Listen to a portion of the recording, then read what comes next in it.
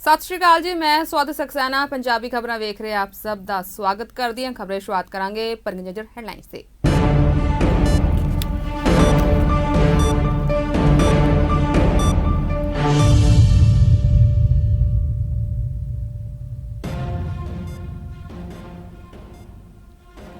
ਜੰਮੂ ਕਸ਼ਮੀਰ ਦੇ ਕੁਲਗਾਮ ਜ਼ਿਲ੍ਹੇ ਵਿੱਚ ਸੁਰੱਖਿਆ ਬਲਾਂ ਤੇ ਅਤਵਾਦੀਆਂ ਵਿਚਾਲੇ ਮੁਕਾਬਲੇ ਦੌਰਾਨ 2 ਅਤਵਾਦੀ ਢੇਰ, ਇਲਾਕੇ ਵਿੱਚ ਸਰਚ ਆਪਰੇਸ਼ਨ ਜਾਰੀ।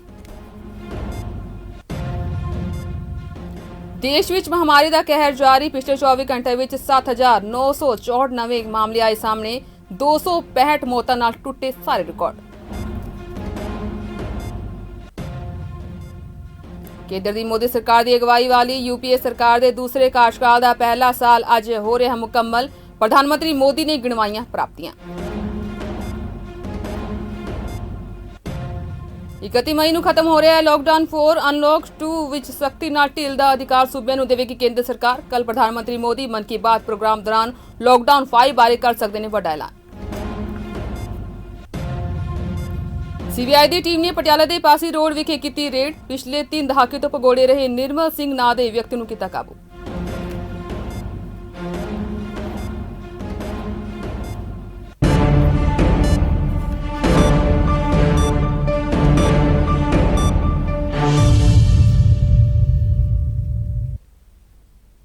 ਖਬਰਾਂ ਵਿਸਥਾਰ ਨਾਲ।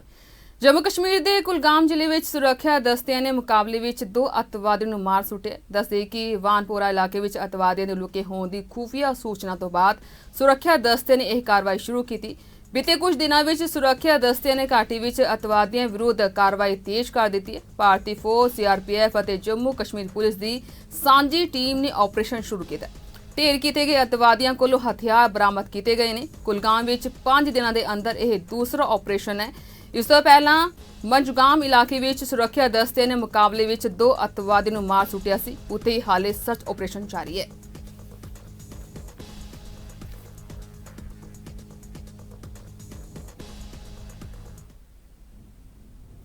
देश विच महामारी का कहर वधदा ही जा रहा है। पिछले 24 घंटे विच 265 व्यक्तियों की मौत हो गई, जो कि एक दिन विच सब तो वध मौतां होईयां ने।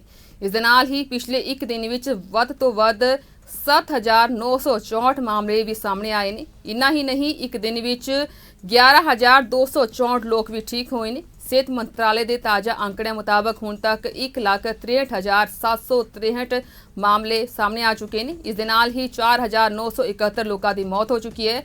82,370 लोग भी ठीक होए ने।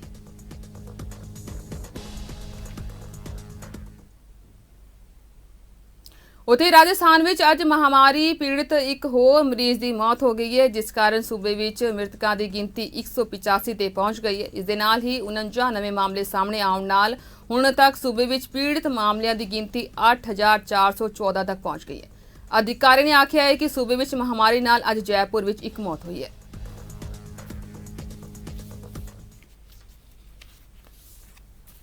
प्रधानमंत्री मोदी की अगवाई हेठली यूपीए सरकार के दूसरे कार्यकाल का पहला साल अज मुकम्मल हो रहा है। इस खास मौके पर प्रधानमंत्री मोदी ने धारा 370 नूं खत्म करन, राम मंदिर मुद्दे दे हल, एक बार 3 तलाक नूं अपराध की श्रेणी विच लियाउण अते नागरिकता सोध कानून नूं अपनी सरकार के दूसरे कार्यकाल विच पहले साल दीआं प्रमुख प्राप्तियां दे रूप विच गिणवाया।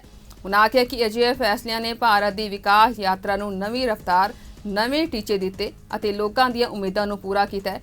प्रधानमंत्री मोदी दे रूप विच अपने दूसरे कार्यकाल की पहली वरेगंढ मौके देशवासियों के नाम खुली चिट्ठी विच मोदी ने कहा कि साल 2019 विच देश की जनता ने सिर्फ सरकार नूं जारी रखण लई ही सिर्फ वोटां पाईयां, सगों कि जनादेश के वड्डे सुपनिਆਂ, आसां अते उम्मीदां दी पूर्ति लई सी। इस साल विच लए गए फैसले इन्हां वड्डे सुपनिਆਂ ਦੀ उड़ान है। प्रधानमंत्री मोदी ने कहा है कि बीते एक साल विच देश दे नवे सुपने वेखे, नवे संकल्प अते इन्हां संकल्पां नूं सिद्ध करन लई लगातार फैसले लैके कदम भी वधाए। उन्होंने आख्या कि गरीबां नूं, किसानां नूं, औरतां, नौजवानां नूं मजबूत करना साडी तरजीह रही है। हुण पीएम मोदी किसान सम्मान निधि के दायरे विच देश का हरेक किसान आ चुके हैं। बीते एक साल विच इस योजना तहत 9 करोड़ 50 लाख तो वधेरे किसानां दे खात्यां विच 72,000 करोड़ रुपए तो वधेरे राशि जमा करवाई गई है।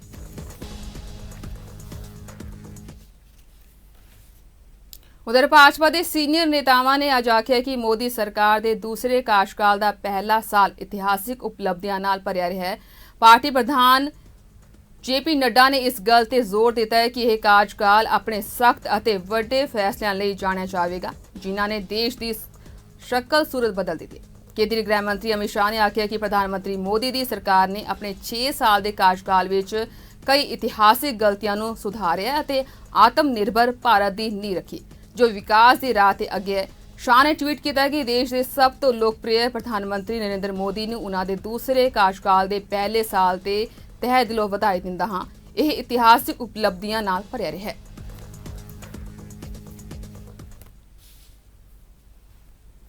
ਉਧਰ ਪ੍ਰਧਾਨ ਮੰਤਰੀ ਮੋਦੀ ਵੱਲੋਂ ਐਤਵਾਰ ਯਾਨੀ ਕਿ ਕੱਲ 31 ਮਈ ਨੂੰ ਪ੍ਰਸਾਰਿਤ ਕੀਤਾ ਜਾਣ ਵਾਲਾ ਪ੍ਰੋਗਰਾਮ ਮਨ ਕੀ ਬਾਤ ਇਸ ਵਾਰ ਕਾਫੀ ਅਹਿਮ ਹੈ। ਪਹਿਲਾ ਕਾਰਨ ਇਹ ਰਿਹਾ ਹੈ ਕਿ 31 ਮਈ ਨੂੰ ਲਾਕਡਾਊਨ 4 ਖਤਮ ਹੋਣ ਵਾਲਾ ਹੈ ਤੇ ਦੂਸਰਾ ਮੋਦੀ ਸਾਲ ਸਰਕਾਰ ਦੇ ਕਾਰਜਕਾਲ ਦਾ ਅੱਜ 1 ਸਾਲ ਮੁਕੰਮਲ ਹੋ ਗਿਆ। 31 ਮਈ ਨੂੰ ਚੌਥਾ ਲਾਕਡਾਊਨ ਖਤਮ ਹੋਣ ਤੋਂ ਬਾਅਦ ਕਿਆਸ ਰਾਈਆਂ ਲਾਕਡਾਊਨ 5 ਬਾਰੇ ਨੇ। ਕਾਰਨ ਇਹ ਹੈ ਕਿ ਦੇਸ਼ ਵਿੱਚ ਮਹਾਮਾਰੀ ਦੇ ਪੀੜਤਾਂ ਦੀ ਗਿਣਤੀ ਲਗਾਤਾਰ ਵਧ ਰਹੀ ਹੈ। ਪਿਛਲੇ 12 ਦਿਨਾਂ ਵਿੱਚ 75,000 ਨਵੇਂ ਮਾਮਲੇ ਸਾਹਮਣੇ ਆਏ ਨੇ, ਜਦਕਿ 1700 ਤੋਂ ਵੱਧ ਲੋਕਾਂ ਦੀ ਮੌਤ ਹੋਈ। ਅਜੇ ਵਿੱਚ ਵੱਡਾ ਸਵਾਲ ਇਹ ਹੈ ਕਿ ਲਾਕਡਾਊਨ ਵਧੇਗਾ ਜਾਂ ਨਹੀਂ। ਇਸ ਸਥਿਤੀ ਵਿੱਚ ਕਈ ਸੂਬੇ 2 ਹਫ਼ਤੇ ਲਾਕਡਾਊਨ ਹੋਰ ਵਧਾਉਣ ਦੇ ਪੱਖ ਵਿੱਚ ਨੇ। ਇਨ੍ਹਾਂ ਵਿੱਚ ਜ਼ਿਆਦਾਤਰ ਬੀਜੇਪੀ ਸ਼ਾਸਿਤ ਸੂਬੇ ਨੇ। ਸੂਬਿਆਂ ਦੀ ਮੰਗ ਹੈ ਕਿ ਪਹਿਲਾਂ ਤੋਂ ਕੁਝ ਜ਼ਿਆਦਾ ਛੋਟਾ ਨਾਲ ਲਾਕਡਾਊਨ 5 ਦਾ ਐਲਾਨ ਸੰਭਵ ਹੈ। ਮਾਲ ਤੇ ਰੈਸਟੋਰੈਂਟ ਖੋਲ੍ਹਣ ਦੀ ਆਗਿਆ ਦਿੱਤੀ ਜਾ ਸਕਦੀ ਹੈ। ਇਸ ਗੱਲ ਦੀ ਵੀ ਸੰਭਾਵਨਾ ਹੈ ਕਿ ਸਿਰਫ ਕੰਟੇਨਮੈਂਟ ਜ਼ੋਨ ਵਿੱਚ ਪਾਬੰਦੀਆਂ ਲਾਗੂ ਰਹਿਣਗੀਆਂ ਅਤੇ ਬਾਕੀ ਖੇਤਰਾਂ ਨੂੰ ਖੋਲ੍ਹਣ ਦੀ ਆਗਿਆ ਦੇ ਦਿੱਤੀ ਜਾਵੇ।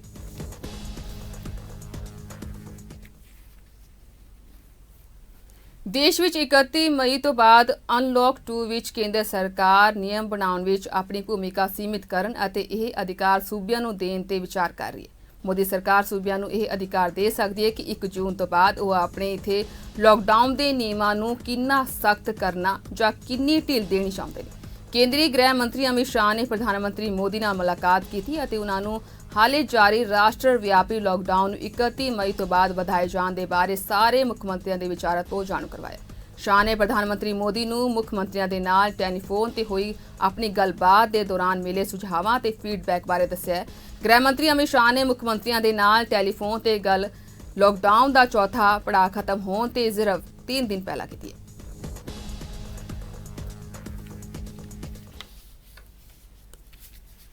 ਉਧਰ ਪੱਛਮੀ ਬੰਗਾਲ ਦੀ ਮੁੱਖ ਮੰਤਰੀ ਮਮਤਾ ਬੈਨਰਜੀ ਸੂਬੇ ਵਿੱਚ 1 ਜੂਨ ਤੋਂ ਧਾਰਮਿਕ ਸਥਾਨ ਖੋਲ੍ਹਣ ਜਾ ਰਹੀ ਹੈ। ਬੈਨਰਜੀ ਨੇ ਇਹ ਵੀ ਸਪਸ਼ਟ ਕੀਤਾ ਹੈ ਕਿ ਮੰਦਰ ਅਤੇ ਮਸਜਿਦ ਖੋਲ੍ਹਣ ਦਾ ਮਤਲਬ ਇਹ ਨਹੀਂ ਹੈ ਕਿ ਉੱਥੇ ਭੀੜ ਇਕੱਠੀ ਕੀਤੀ ਜਾਵੇ। ਮੰਦਰ, ਮਸਜਿਦ, ਗੁਰਦੁਆਰਾ ਸਾਹਿਬ ਅਤੇ ਚਰਚ ਸਮੇਤ ਹੋਰ ਧਾਰਮਿਕ ਸਥਾਨਾਂ ਨੂੰ ਖੋਲ੍ਹਣ ਦੀ ਆਗਿਆ ਹੋਵੇਗੀ, ਪਰ ਜ਼ਿਆਦਾਤਰ 10 ਲੋਕ ਹੀ ਧਾਰਮਿਕ ਸਥਾਨਾਂ ਵਿੱਚ ਇਕੱਠੇ ਹੋ ਸਕਣਗੇ।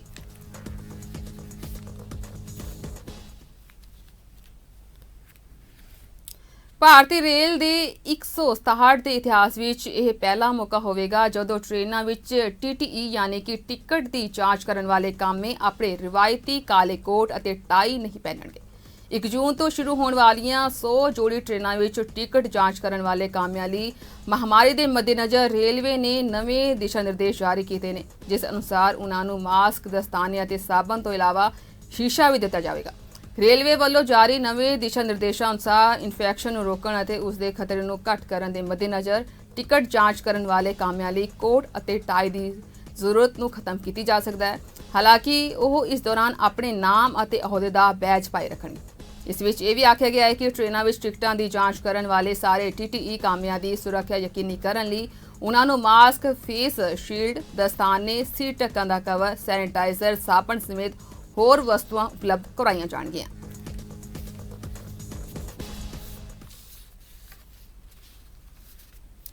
ਸਾਡਾ ਦੇਸ਼ ਭਾਰਤ ਏਕਤਾ ਅਤੇ ਅਖੰਡਤਾ ਦਾ ਪ੍ਰਤੀਕ ਹੈ, ਜਿੱਥੇ ਹਰ ਧਰਮ ਦੇ ਲੋਕ ਰਹਿੰਦੇ ਨੇ। ਆਜ਼ਾਦ ਹੁੰਦੇ ਹੋਏ ਵੀ ਕਈ ਵਾਰ ਅਸੀਂ ਖੁਦ ਨੂੰ ਗੁਲਾਮ ਮਹਿਸੂਸ ਕਰਦੇ ਹਾਂ। ਅਜਿਹਾ ਇਸ ਲਈ ਨਹੀਂ ਆਖ ਰਹੇ ਹਾਂ ਕਿਉਂਕਿ ਸਾਡੇ ਦੇਸ਼ ਦਾ ਨਾਂ ਭਾਰਤ ਹੈ ਅਤੇ ਬਹੁਤ ਵਾਰੀ ਇਸ ਨੂੰ ਇੰਡੀਆ ਨਾਂ ਤੋਂ ਬੁਲਾਇਆ ਜਾਂਦਾ ਹੈ। ਅੰਗਰੇਜ਼ੀ ਵਿੱਚ ਦੇਸ਼ ਦਾ ਨਾਂ ਇੰਡੀਆ ਤੋਂ ਬਦਲ ਕੇ ਭਾਰਤ ਕਰਨ ਦੀ ਮੰਗ ਸੁਪਰੀਮ ਕੋਰਟ ਵਿੱਚ ਪਹੁੰਚੀ ਹੈ। ਇਸ ਬਾਬਤ ਸੁਪਰੀਮ ਕੋਰਟ ਵਿੱਚ ਪਟੀਸ਼ਨ ਦਾਇਰ ਕਰਕੇ ਕਿਹਾ ਗਿਆ ਕਿ ਦੇਸ਼ ਨੂੰ ਇੰਡੀਆ ਕਹਿਣਾ ਅੰਗਰੇਜ਼ਾਂ ਦੀ ਗੁਲਾਮੀ ਦਾ ਪ੍ਰਤੀਕ ਹੈ।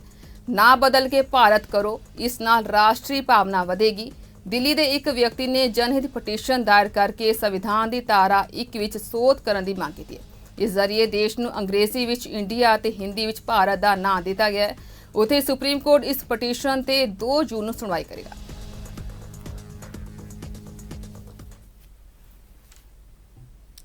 पंजाब वाल ਅੰਮ੍ਰਿਤਸਰ ਜ਼ਿਲ੍ਹੇ ਵਿੱਚ ਮਹਾਮਾਰੀ ਦੇ ਮਰੀਜ਼ਾਂ ਦੀ ਗਿਣਤੀ ਵਿੱਚ ਤੇਜ਼ੀ ਨਾਲ ਵਾਧਾ ਹੋ ਰਿਹਾ ਹੈ। ਅੱਜ ਸਵੇਰੇ ਮਹਾਮਾਰੀ ਇਲਾਜ ਦੇ 7 ਨਵੇਂ ਮਾਮਲੇ ਸਾਹਮਣੇ ਆਏ ਨੇ। ਸਾਰੇ ਨਵੇਂ ਕੇਸ ਪਹਿਲਾਂ ਪੋਜ਼ਿਟਿਵ ਆਏ ਮਰੀਜ਼ਾਂ ਦੇ ਸੰਪਰਕ ਵਿੱਚ ਆਉਣ ਵਾਲੇ ਵਿਅਕਤੀ ਨੇ। ਜ਼ਿਲ੍ਹੇ ਵਿੱਚ ਹੁਣ ਮਹਾਮਾਰੀ ਦੇ ਮਰੀਜ਼ਾਂ ਦੀ ਗਿਣਤੀ ਵੱਧ ਕੇ 383 ਹੋ ਗਈ ਹੈ, ਜਿਨ੍ਹਾਂ ਵਿੱਚੋਂ 7 ਮਰੀਜ਼ਾਂ ਦੀ ਮੌਤ ਹੋ ਚੁੱਕੀ ਹੈ, ਜਦਕਿ 307 ਮਰੀਜ਼ ਠੀਕ ਹੋਏ ਨੇ। ਦੱਸਣਯੋਗ ਹੈ ਕਿ ਜ਼ਿਲ੍ਹੇ ਵਿੱਚ ਮਰੀਜ਼ਾਂ ਦੀ ਗਿਣਤੀ ਵਿੱਚ ਲਗਾਤਾਰ ਵਾਧਾ ਹੋਣ ਤੋਂ ਬਾਅਦ ਲੋਕਾਂ 'ਚ ਭਾਰੀ ਦਹਿਸ਼ਤ ਹੈ। ਇਸ ਤੋਂ ਇਲਾਵਾ ਸ਼੍ਰੀ ਗੁਰੂ ਨਾਨਕ ਦੇਵ ਹਸਪਤਾਲ ਦੇ ਆਈਸੋਲੇਸ਼ਨ ਵਾਰਡ ਵਿੱਚ ਦਾਖਲ 2 ਮਰੀਜ਼ਾਂ ਦੀ ਹਾਲਤ ਵੀ ਕਾਫੀ ਗੰਭੀਰ ਬਣੀ ਹੋਈ ਹੈ, ਜਿਨ੍ਹਾਂ ਨੂੰ ਡਾਕਟਰਾਂ ਵੱਲੋਂ ਆਕਸੀਜਨ ਲਗਾਈ ਗਈ ਹੈ।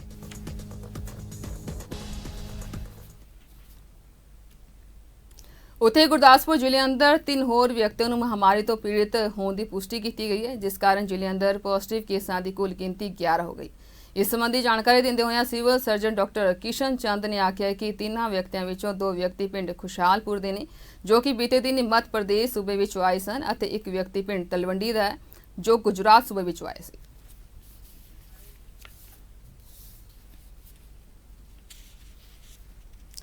ਪਟਿਆਲੇ ਵਿੱਚ ਅੱਜ ਸਵੇਰੇ ਸੀਬੀਆਈ ਨੇ ਪਾਸੀ ਰੋਡ ਤੇ ਇੱਕ ਘਰ ਵਿੱਚ ਰੇਡ ਮਾਰ ਕੇ ਪਿਛਲੇ 3 ਦਹਾਕੇ ਤੋਂ ਭਗੌੜੇ ਰਹੇ ਨਿਰਮਲ ਸਿੰਘ ਨਾਂ ਦੇ ਵਿਅਕਤੀ ਨੂੰ ਗ੍ਰਿਫਤਾਰ ਕੀਤਾ। ਸੀਬੀਆਈ ਦੀ ਟੀਮ ਅਜੇ ਘਰ ਦੇ ਅੰਦਰ ਹੀ ਹੈ ਤੇ ਘਰ ਦੇ ਬਾਹਰ ਮੀਡੀਆ ਦਾ ਜਮਾਵੜਾ ਲੱਗਿਆ ਹੋਇਆ।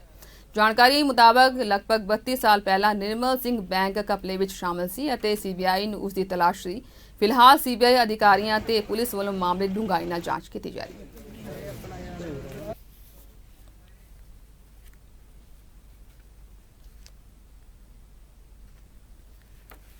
ਬਠਿੰਡਾ ਦੀ ਕਪਾਸ ਮੰਡੀ ਨੇੜੇ 80 ਫੁੱਟ ਰੋਡ ਤੋਂ ਇੱਕ ਵਿਅਕਤੀ ਦੀ ਲਾਸ਼ ਮਿਲਣ ਦਾ ਸਮਾਚਾਰ ਪ੍ਰਾਪਤ ਹੋਇਆ ਹੈ। ਇਸ ਸੰਬੰਧੀ ਸੂਚਨਾ ਮਿਲਦਿਆਂ ਮੌਕੇ ਤੇ ਪਹੁੰਚੀ ਪੁਲਿਸ ਨੇ ਲਾਸ਼ ਨੂੰ ਕਬਜ਼ੇ ਵਿੱਚ ਲੈ ਕੇ ਕਾਰਵਾਈ ਸ਼ੁਰੂ ਕਰ ਦਿੱਤੀ ਹੈ। ਇਸ ਸੰਬੰਧੀ ਜਾਣਕਾਰੀ ਦਿੰਦਿਆਂ ਪੁਲਿਸ ਅਧਿਕਾਰੀ ਨੇ ਆਖਿਆ ਕਿ ਮ੍ਰਿਤਕ ਵਿਅਕਤੀ ਦੀ ਉਮਰ 25 ਸਾਲ ਦੇ ਕਰੀਬ ਲੱਗਦੀ ਹੈ। ਉਸ ਦੇ ਸਰੀਰ ਤੇ ਕਈ ਸੱਟਾਂ ਦੇ ਨਿਸ਼ਾਨ ਨੇ। ਉਨ੍ਹਾਂ ਆਖਿਆ ਕਿ ਲਾਸ਼ ਨੂੰ ਪੋਸਟਮਾਰਟਮ ਲਈ ਭੇਜ ਦਿੱਤਾ ਗਿਆ ਅਤੇ ਅੱਗੇ ਦੀ ਕਾਰਵਾਈ ਜਾਰੀ ਹੈ।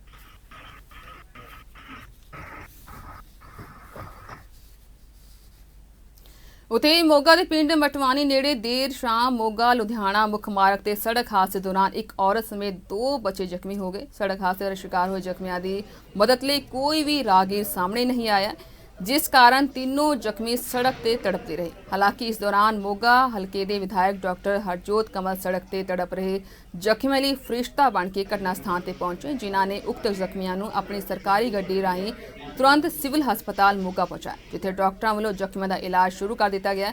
ਵਿਧਾਇਕ ਹਰਜੋਤ ਵੱਲੋਂ ਕੀਤੇ ਗਏ ਇਸ ਕਾਰਜ ਦੀ ਘੋਸ਼ ਲਾਗਤ ਕੀਤੀ ਜਾ ਰਹੀ ਹੈ।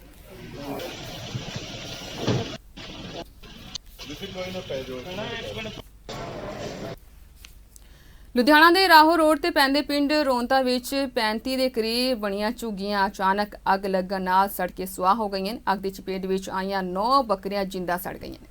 ਮੌਕੇ ਤੋਂ ਮਿਲੀ ਜਾਣਕਾਰੀ ਅਨੁਸਾਰ ਝੁੱਗੀ ਵਾਸੀ ਨੇ ਆਖਿਆ ਕਿ ਇੱਕ ਲੜਕੀ ਝੁੱਗੀ ਵਿੱਚ ਬਣੇ ਚੁੱਲ੍ਹੇ ਤੇ ਖਾਣਾ ਬਣਾ ਰਹੀ ਸੀ ਤਾਂ ਤੇਜ਼ ਹਵਾਵਾਂ ਦੇ ਕਾਰਨ ਕੁਝ ਚਿੰਗਿਆੜੀਆਂ ਝੁੱਗੀਆਂ ਦੇ ਜਾ ਪਈਆਂ, ਜਿਸ ਕਾਰਨ ਝੁੱਗੀਆਂ ਵਿੱਚ ਭਿਆਨਕ ਅੱਗ ਲੱਗ ਗਈ। ਉਨ੍ਹਾਂ ਆਖਿਆ ਕਿ ਮਿਹਨਤ ਮਜ਼ਦੂਰੀ ਕਰਕੇ ਇੱਕ ਪੈਸਾ ਜੋੜ ਕੇ ਇਕੱਠੇ ਕੀਤੇ ਗਏ 5 ਲੱਖ ਰੁਪਏ ਦੇ ਵੀ ਅੱਗ ਦੀ ਭੇਟ ਚੜ੍ਹ ਗਏ ਨੇ। ਦੂਸਰੇ ਪਾਸੇ ਥਾਣਾ ਮਿਹਰਬਾਨ ਦੇ ਮੁਖੀ ਗੁਲਵੰਤ ਸਿੰਘ ਮੱਲੀ ਨੇ ਆਖਿਆ ਕਿ ਫਿਲਹਾਲ ਝੁੱਗੀਆਂ ਵਾਲਿਆਂ ਨੇ ਰਹਿਣ ਅਤੇ ਖਾਣ ਪੀਣ ਦਾ ਸਾਰਾ ਪ੍ਰਬੰਧ ਗੁਰਦੁਆਰਾ ਸਾਹਿਬ ਵਿੱਚ ਕੀਤਾ ਗਿਆ ਅਤੇ ਅੱਗੇ ਦੇ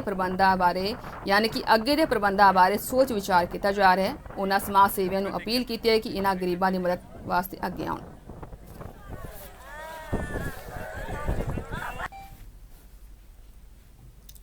ਮਹਾਮਾਰੀ ਬਿਮਾਰੀ ਦੌਰਾਨ ਸਮਾਜ ਲਈ ਨਿਭਾਈਆਂ ਚੰਗੀਆਂ ਸੇਵਾਵਾਂ, ਸਖਤ ਮਿਹਨਤ, ਲਗਨ ਅਤੇ ਇਮਾਨਦਾਰੀ ਨਾਲ ਡਿਊਟੀ ਨਿਭਾਉਣ ਬਦਲੇ inspector Ranjit Singh Wahniwal, incharge traffic police Patiala ਨੂੰ ਸਰਦਾਰ ਜਤਿੰਦਰ ਸਿੰਘ ਔਲਖ IPS ਮਾਨਯੋਗ IGP ਜ਼ੋਨ ਪਟਿਆਲਾ ਨੇ ਸਰਟੀਫਿਕੇਟ ਨਾਲ ਨਗਦ ਇਨਾਮ ਰਾਸ਼ੀ ਦੇ ਕੇ ਸਨਮਾਨਿਤ ਕੀਤਾ ਗਿਆ।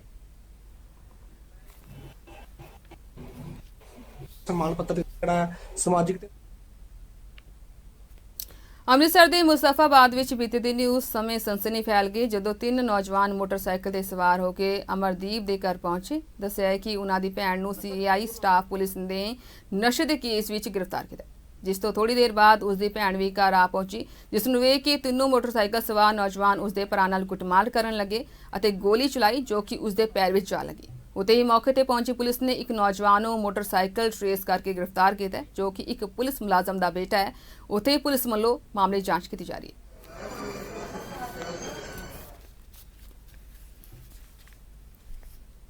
ਸੋ ਇਸ ਨਾਲ ਸੰਬੰਧਿਤ ਆ ਗਿਆ। ਧੰਨਵਾਦ।